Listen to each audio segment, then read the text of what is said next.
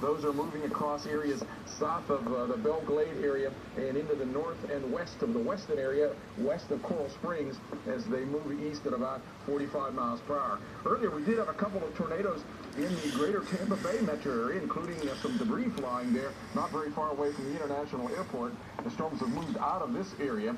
And a little bit of lightning at times, mostly now just showers that are heading in between Orlando and the Titusville area. Temperatures have cooled down with all that rain there. Still a tornado watch from near and just south of Orlando all the way down to Miami and the Florida Keys. Meaning conditions are favorable for tornadoes, body damage, wind gusts, and of course lightning. Sarasota, they've moved past you, heading over into the Placid Lakes area. No warnings on these, lots of lightning and heavy rain.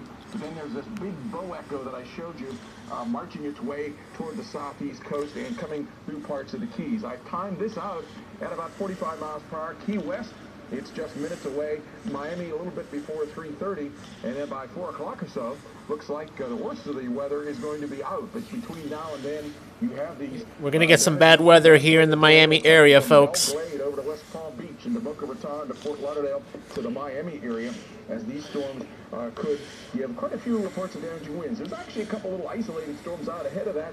Have not seen any substantial rotation on that, and looks like they're going to move offshore, but continue to monitor those.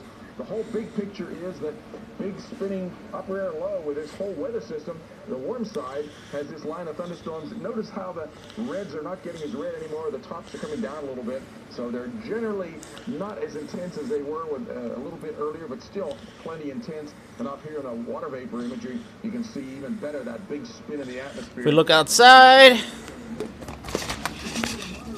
doesn't look that bad yet, folks. Later.